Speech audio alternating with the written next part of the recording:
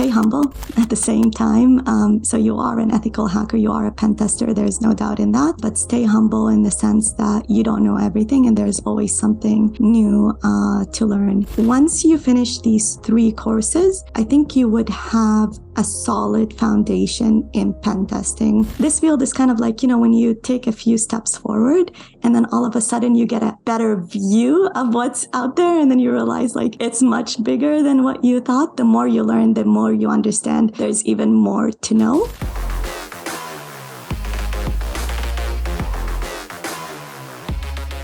Now, this is a true story.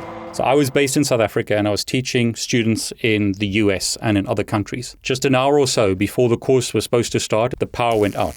I had no power at home, no internet. I couldn't teach the course. It was an online course. I had to drive somewhere and ask a friend if I could use their internet connection and their power to teach the first day of the course. It was a nightmare. I remember saying to myself, I will never allow this to happen again. So I bought a generator.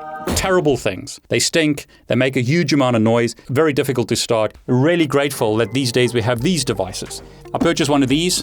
Jackery were very kind to send me a bigger one and also send me solar panels so that I could charge this using solar. This at the moment is powering my Starlink. That obviously gives me the ability to connect to the internet from anywhere. So if I'm traveling, I could take my internet connection with me. I could also plug it in while using it. Great that I can charge many devices, including a phone and other devices while it's being charged. Or you may want to take devices like this with you when you go camping or traveling. I really want to thank Jackery once again for sending me this and the solar panels. I'll be demonstrating those in a separate video. Hey everyone, David Bombal back with Rana. Rana, welcome. Hi everyone. Thanks for having me, David. Rana, it's great to have you back. In our previous video, you basically gave people a way to learn a whole bunch of stuff for free. So if anyone's interested, Rana, perhaps you can tell us what that was about, but I'll put the link below for anyone who's interested. What were you giving away in our previous video? Yeah, so we talked about a specific vulnerability called broken access control. We went through the theory of how to exploit the vulnerability, how to find it, and then how to prevent it. And then we also had some practical labs where we got hands-on experience exploiting the vulnerability. Now, this vulnerability is part of a course that is both on YouTube and on my academy, which goes through a bunch of other web application vulnerabilities. So it essentially teaches you how to pen test or how to hack web applications. And I love that. I mean, one of the things you mentioned is you've got like an 8-hour SQL injection course, which I would say is a whole course in itself on your YouTube channel for free, but a whole bunch of other content. So for everyone watching, if you want a whole bunch of free content, I've put Rana's YouTube channel below. Go and subscribe. Amazing content there. But you also have your own website, right? Yeah, absolutely. So I have my own academy where I, again, the course is over there and I sell my course and I teach web application hacking. So you could either get it on YouTube or on my academy. It depends on whether you want support or not. And if you don't want to see the YouTube ads and the sponsor ads, and you just kind of want like a structured outline of the course. Great news is Rana is still giving us a 50% discount on her academy. So if you use the link below, you can get access to a course for 50% discount, amazing price. But if you can't afford it, as always, have a look at a YouTube channel where you can get all the content for free, but you won't get the support from Rana on YouTube, but you will on her academy. But Rana, tell me a bit about yourself and tell the audience a bit about yourself, because I think you sent out a tweet and you asked on your social media platforms the most common questions or what questions that people have. And then we've kind of like put that together in like a list of common questions. But before we get to the list of questions, tell us a bit about yourself for people who don't know you. Yeah. So again, my name is Rana Khalil. I have a bachelor's in mathematics and computer science. I also have a master's in computer science with a thesis focus in evaluating web application vulnerability scanners. I used to be in software development and then I switched to application security. From there, I did my OSCP certification, so the Offensive Security Certified Professional certification. And then I switched into pure pen testing. And then I decided to go back to application security. For those of you that know me, you probably know me through, again, my academy or in my YouTube channel. So in my free time, I like to record videos or write blogs teaching people how to pen test, whether that's network pen testing or web application pen testing. A lot of people are beginners, and a lot of the questions that you put together, I get these same kind of question. So this is a fantastic list. But before we get to the beginner stuff, OSCP, I think, if I remember correctly, when you did your OSCP, you put together a whole list of resources that people can use if they're studying for OSCP, right? Yes, that's correct. So when I was studying for my OSCP, I was a beginner. I literally had to learn how to use Nmap because no one taught me how to do that in school. And so I felt like at the time the OSCP material was not enough to teach you everything that you needed. Since then, it went through a major update that kind of covered those gaps. But at the time, it didn't have that update. And so what I did is I enrolled in a platform called Hack the Box, and I followed TJ Null's list of OSCP, of Hack the Box OSCP-like boxes.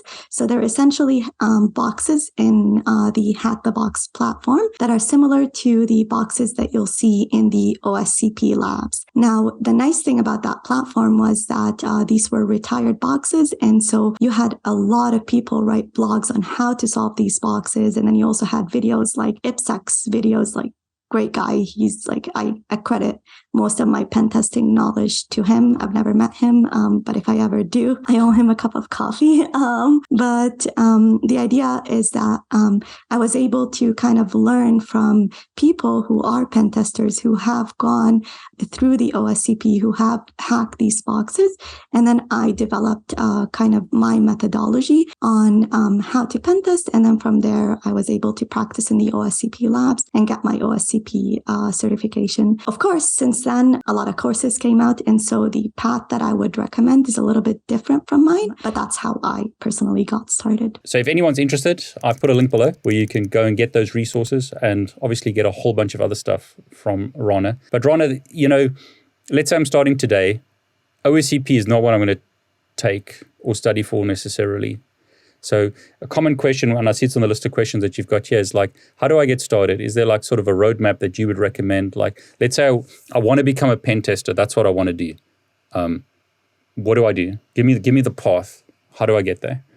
So great question. And I get that question a lot.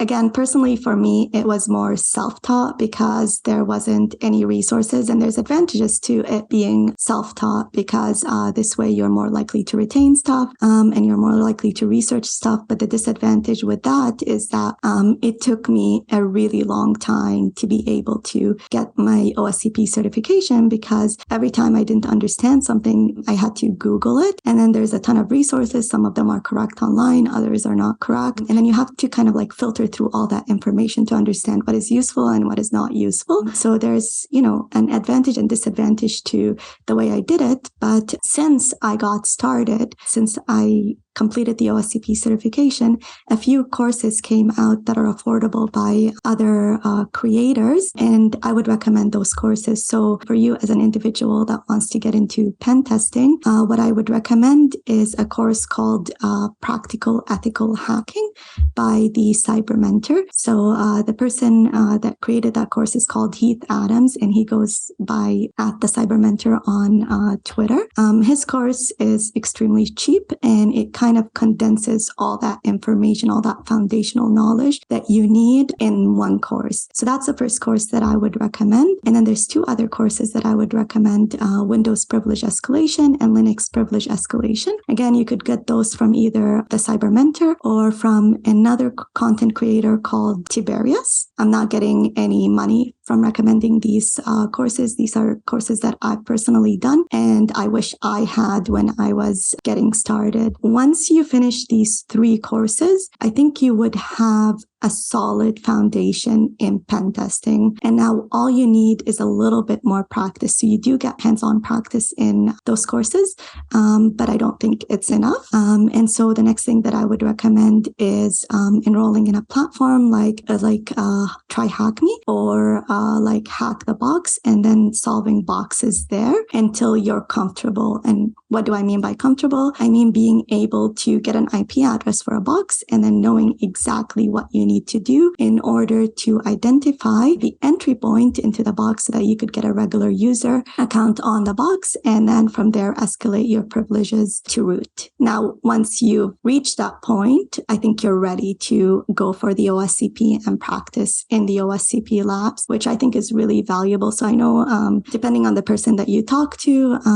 they might agree or disagree with doing the OSCP. I'm a huge proponent for doing the OSCP certification because the value that it adds from other labs is, or from other platforms, is that it actually gives you a realistic environment. So there's 3 sets of networks. You start off with like the DMZ network. There's like an IT network, and then there's another, I believe, like an admin network. I can't remember for sure, but that experience of being able to hop from one network to another where all the boxes are linked together, and then like certain artifacts in one of the boxes able to give you access to another box, that's how the real world works. And so I definitely recommend going for that certification once you're comfortable to do so.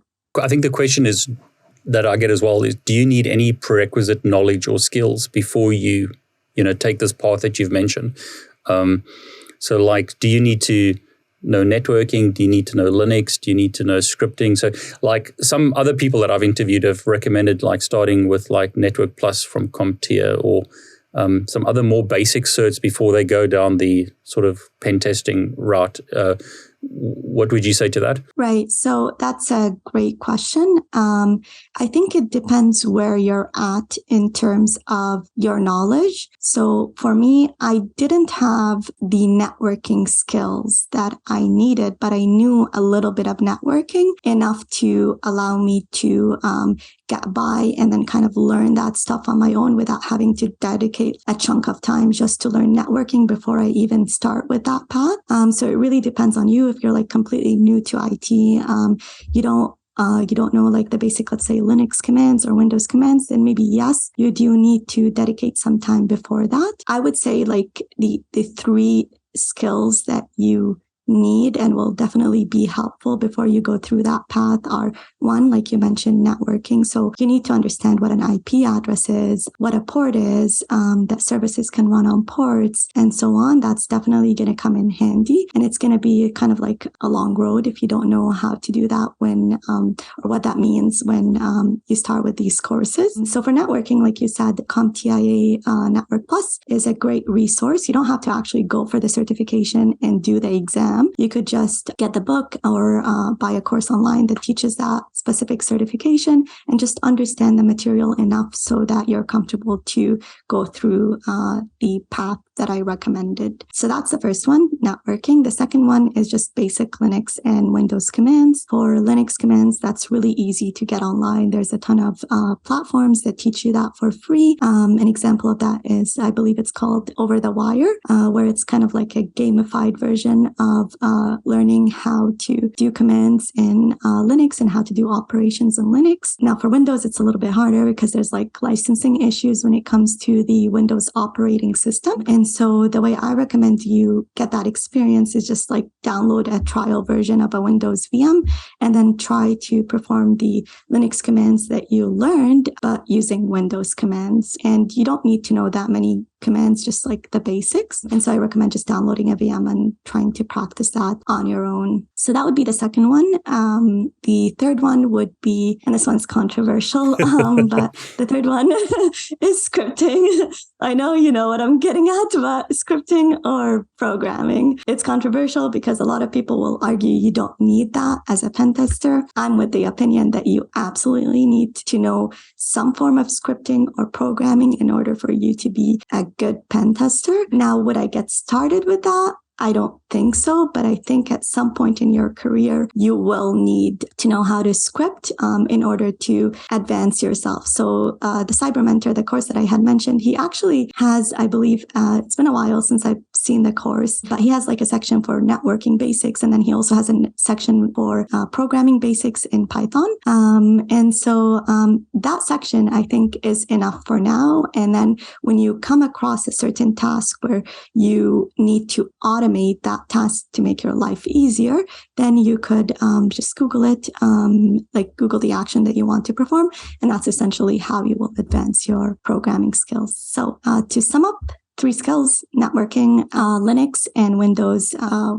Operations, being able to do operations in Linux and Windows. And then the third one is programming or scripting. Rana, another controversial one. Let's stay a bit controversial. So you recommend scripting, but do I need to learn coding like programming, or is basic scripting good enough? To get started, basic scripting is good enough. I think if you go through, let's say, the route of web application pen testing, being a good web application pen tester versus like a great web application pen tester, it will matter if you actually know how to develop web applications and how to review code and so on. So I see a lot of software developers turn into pen testers, so switch careers, and they're usually so much better at finding vulnerabilities in web applications than people who started off in doing web application pen testing from the get-go and don't have any software development background. So it really depends on your field, on your specific category, I guess, of pen testing.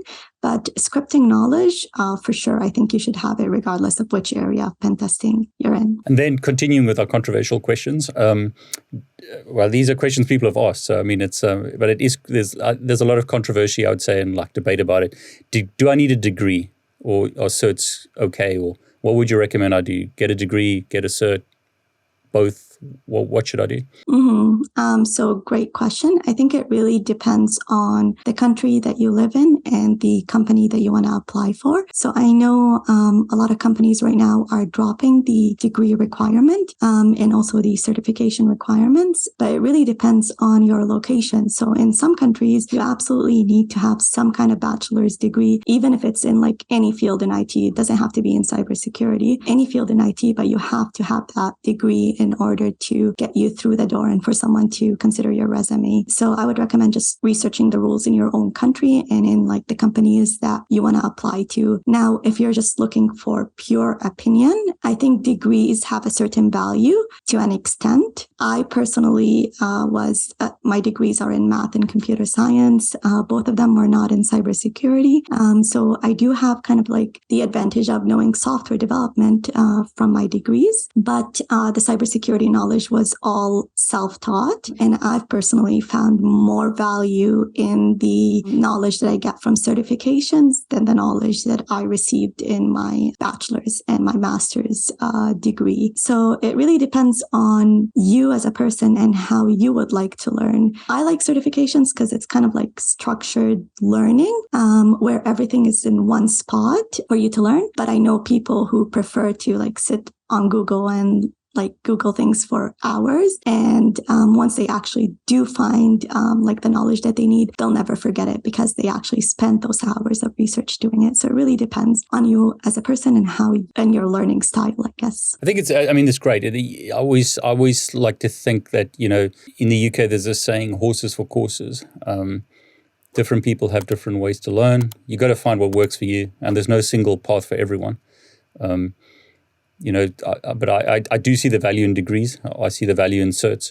So another question would be like, you've given us a path to OSCP. So is OSCP required to be a pen tester? And, you know, is that the last cert that I should look at getting to become a pen tester? Is it required to be a pen tester or no? Does it give you an advantage when it comes to recruitment? Yes, it does. So when I got my OSCP certification, the amount of people that like contacted me on LinkedIn and automatically kind of like trusted my knowledge of pen testing just because I had that certification was like exponentially higher than before. So I am a proponent of getting it if you do have like the funds or your company will pay for the certification or you could afford it yourself. But do I think you absolutely need it to be a good pen tester? No. I know a lot of like great pen testers that are the top of their field that don't have the OSCP certification just because they don't need to get it. Now, to answer the second question, is it the last cert that you're going to get? So OSCP, there's a funny story. OSCP stands for Offensive Security Certified Professional. And so as a person, for me, who started off from scratch in cybersecurity because my degree was not in cybersecurity, I always thought that once I get the OSCP certification, then I'm like a certified pen tester and so on. And that would be like the optimum of things. And like I can like feel confident and there's no more imposter syndrome when it comes to pen testing. And I got the certification and then I realized realized that I still have like a huge way to go to become like an expert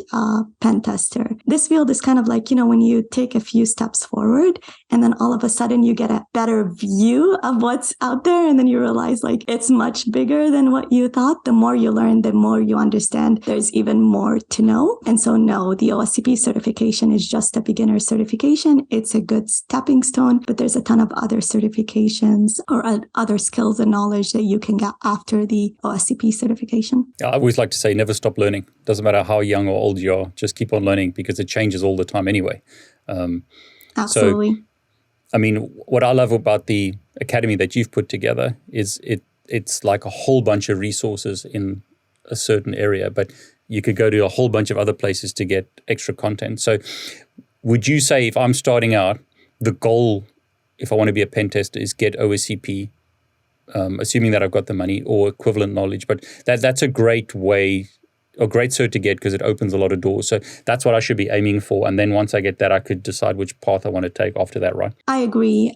So for me, I started off in application security, but you feel like when you don't know the general concepts of pen testing, you feel like there's certain gaps in your understanding when you're speaking to professionals that do this for a living. And that's actually why I got the OSCP certification.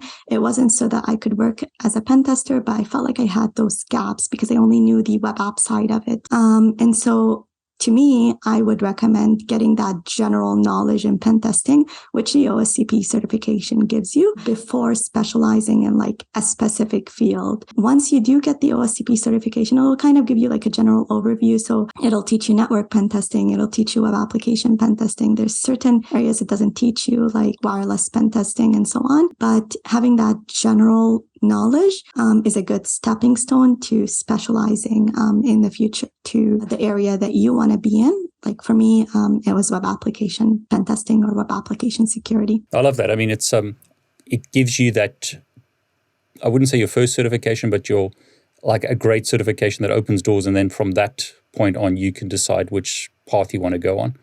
And then look at other certs or just getting experience. Would you say that OSCP is one of the best certifications to get if I want to become a pen tester and it helps me get a job? Absolutely. I think it's, in my opinion, the bare minimum. And then it's always the other question. Rana, how do I get experience? I'm starting out. How do I get experience? Because companies want experience. How do I get experience to get the job? Because I need the job to get experience. So what do I do? Right. So we're in a very unique field where you can get experience from the comfort of your own home. You don't actually have to go, let's say, to the mines to gain experience in your field. And so we have this opportunity where we actually can gain that experience for essentially free or for very little cost. And so if pen testing is your goal, what I would recommend is when you're pursuing, let's say, the OSCP certification, that's experience on its own because they give you hands-on exercises where you try to hack into a bunch of networks and so on. But if you're not in the OSCP or you can't afford it or whatnot, there are platforms that provide that ability for free or for essentially very little cost. So things like Hack the Box, that's how I got started. It's insanely cheap per month. And what I did is I started off with retired boxes because I had no idea how to solve the active boxes that don't have solutions because I was just starting out. So I would start off with retired boxes. I would watch IPSAC and see how he solved the box. And then I would attempt to solve it on my own. And then I would move on to the next box and the next box. And then I would loop back to the original box that I did, let's say a month after I did it, and I'll see if I'm able to solve it on my own. So that's just one platform of like many platforms. So there's Try Hack Me, which is more hand-holding than Hack the Box, where you could learn that you could install your own VMs from VonHub that are for free, or you could set up your own network at home to gain that experience. I think for me personally, when I got hired for my first job, I didn't have any network pen testing experience, but I had web application pen testing experience. And the way I got that is by downloading downloading OWASP, intentionally vulnerable VMs, and I would download them on my computer, and then I would attempt to hack them. And I know for sure that the person that hired me for my first job, he read my cover letter and he saw all these kind of like, let's say, extracurricular activities that are security related, like, downloading VMs and solving them and so on. And that's what made him hire me, because I showed initiative and I gained that experience on my own. And it was essentially free experience. You dedicate your time, of course, and your resources, but it didn't cost anything because the VMs were for free. And that's essentially how I got started until I gained experience in real world environments. So you got your OSCP, that opened the door. The person hired you based on your OSCP and the fact that you did the self-learning stuff. Did I understand that right? No. So I actually got my OSCP a year after I got hired. Oh, okay. The person that hired me based on the initiative that I showed when it came to my self-taught knowledge and self-gained experience in web application pen testing. Okay, so that's amazing. So you didn't have the OSCP didn't open your first door, but it opened many other doors. But you got hired in your first job. You got hired based on stuff that you did by yourself. But how did you prove that? Did you document it somewhere? How did they find you, or did you just apply and then on your cover letter you just listed the stuff that you had done? So I listed it on my cover letter. I also, at the time, I had given a talk at B-Sides Ottawa about web application vulnerability scanners and the research that I worked on. And my supervisor was actually also in the audience. And so that played a role in hiring me as well. But like I mentioned, when I had talked to my supervisor, again, I think it was like a year after he hired me, he said that most people will just say, oh, they have so-and-so degree and they want experience in the field, but they didn't put any initiative on their own to actually gain that experience. And we're in a very, again, unique field where you could gain that experience from the comfort of your own home. And so at the time, I didn't have any way of documenting it other than like verbally when he asked me questions about like, what was your favorite vulnerability? Or let's say you have this web application and it has a form where you could register your email address. Tell me how you would, what vulnerabilities you would test for, or your methodology for testing that vulnerability. So that was my only way of kind of like proving that I had that experience. But after that, and after getting hired and getting the OSCP, I actually started writing blogs and about the OSCP certification. And then I moved on to videos for web application pen testing. And when people reached out to me, I've had individuals literally waive the technical interview just because they saw my videos and my blogs. And so they didn't think that they needed to test me for that based on my documentation online. I think there's so much value in documenting what you're doing. I always like to say, create LinkedIn posts, or, create a website, put it on GitHub, make videos, even if it's TikTok, whatever, but show people what you can do. It's amazing how people will find you if you put your stuff out there. I agree. And it's not only that, it also shows your genuine interest in this field. And I think employers look for that when it comes to hiring someone that is like genuinely interested in this field, because most people who are in this field and are good at what they do are genuinely interested in this field and love this field. And so employers look for that as well. Yeah, Ron, so here's a question that a lot of people have, and I see it's on your list as well.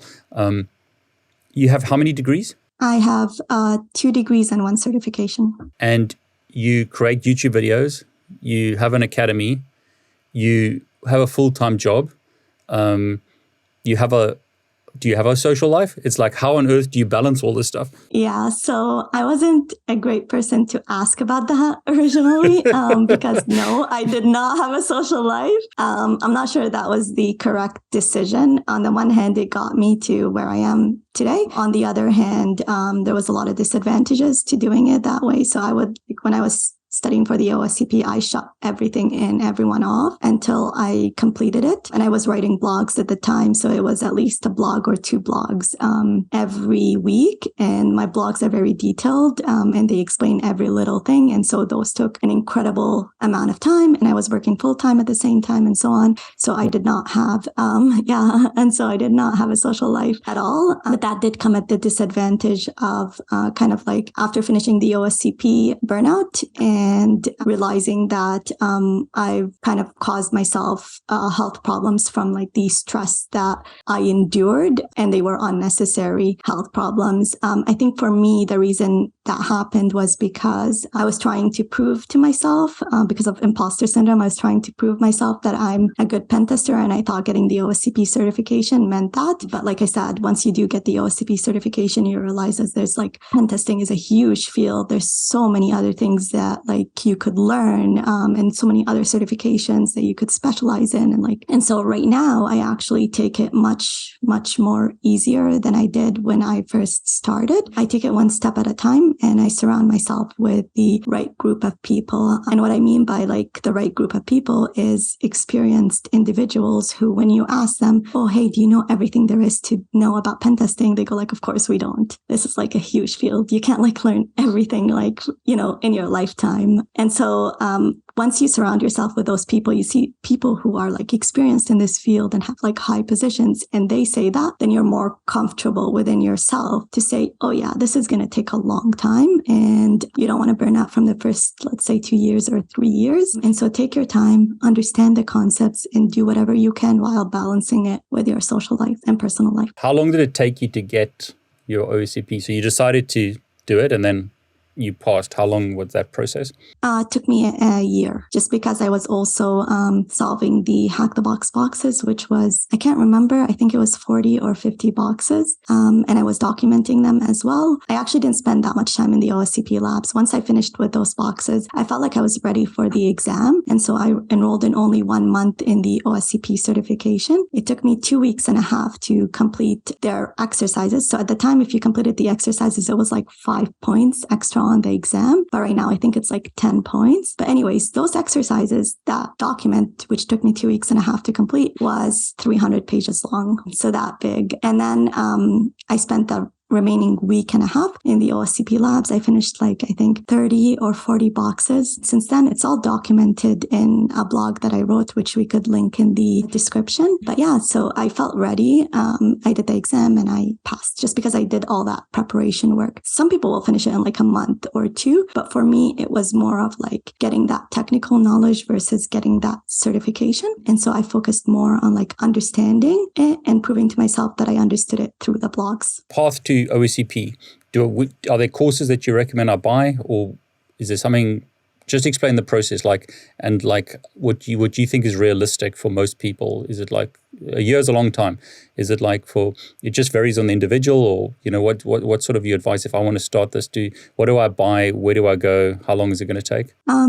So again, it depends on your like previous knowledge. But if you're completely starting out, even if you have like, let's say a computer science degree, you don't know anything cybersecurity related. They barely teach this stuff in university. If you're completely starting out like me, I would recommend the path that I mentioned at the beginning, which is the 3 courses by the Cyber Mentor. So practical ethical hacking and then Windows privilege escalation. And these should give you a really good solid foundation in pen testing. And then just get some experience in Hack the Box and try Hack Me, because those are like really cheap resources to practice in. And once you're comfortable, go to the OSCP labs. Now you could go straight to the OSCP labs. It's just that they're expensive and there's no solutions to the boxes. So if you're learning while you're there and your work is paying for, let's say, a year subscription, then by all means go for it. But most individuals can't afford, I think it's called the One Learn subscription. They can only afford 3 months. And so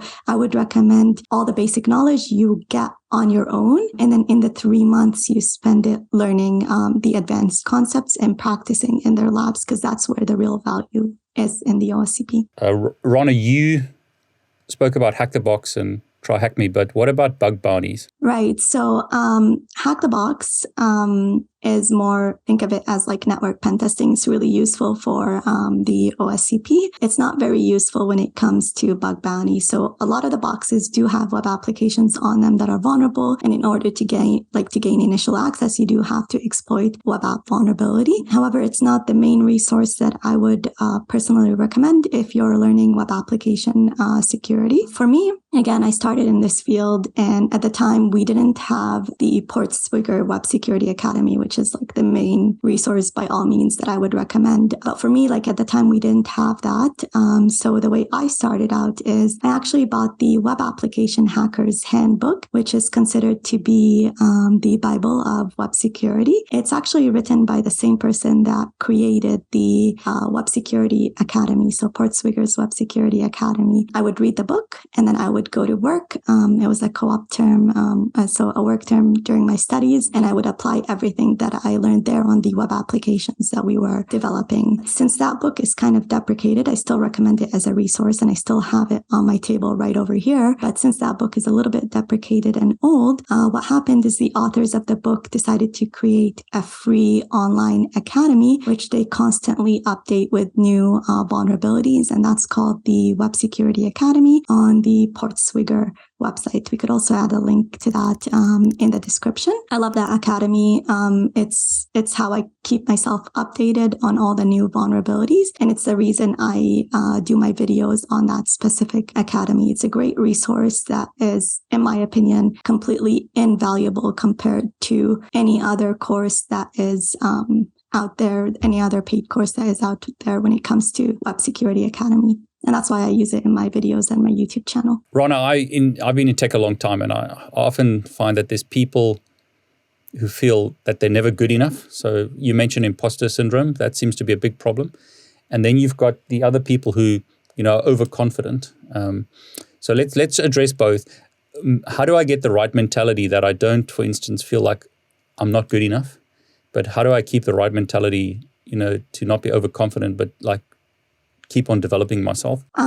So imposter syndrome, like I said, is real when it comes to this field. Most beginners have it, and then you've got also experienced individuals that also have it.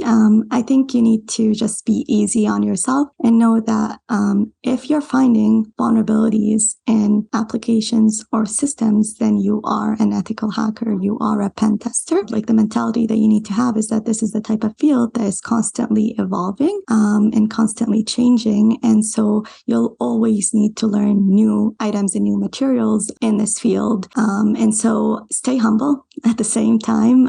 So you are an ethical hacker, you are a pen tester, there's no doubt in that, but stay humble in the sense that you don't know everything and there's always something new to learn. The way I personally approach it, like I said, is one, I'm always constantly learning something new. So when I'm done, let's say with this specific vulnerability in web applications, I'll do another one. Or when I'm done with web app security, I'll go into another area of pen testing and so on, just because I always want to constantly improve my skills. That helps with my imposter syndrome. It helps with me knowing and validating to myself that I know what I'm doing. But also the second thing that I think is like extremely important is surrounding yourself with the right group of people who won't make you feel like you don't have the skills necessary to do your job, and will always be encouraging to you when it comes to this field. I've had personally mentors, multiple ones that encouraged me when I got started, and ones that continue to encourage me right now, and they have mentors and so on. So we're all in this together, essentially. Don't shy away from the field just because you don't have the experience yet. It's very easy to gain that experience, and then once you are in that work market, surround yourself with the correct people that will only uplift you versus break you down and make you feel like this is a field that is like exclusive to only elite hackers, which there are people that are like that. But I'm seeing less and less of those people right now. That's fantastic advice. But Rana, before we wrap up, I want to give you the floor. Is there anything else you want to say? I love what you just said, but if there's anything else, any other encouraging words, please, share. Yeah, there is a place for everyone in this field. Again, I got started without having a cybersecurity degree. And so if you're interested in this field, there's a ton of resources online. There's a ton of content creators that give up their free time to teach this material. Again, there's a ton of us. Feel free to reach out to any one of us, and we'll be happy to help. Rana, again, thanks so much for sharing. Just for everyone, I've put links below, lots of links that can help you get started. Go and have a look at Rana's YouTube channel. Amazing content on her channel. Rana, again, thanks so much for sharing. Really appreciate it. Thank you for having me.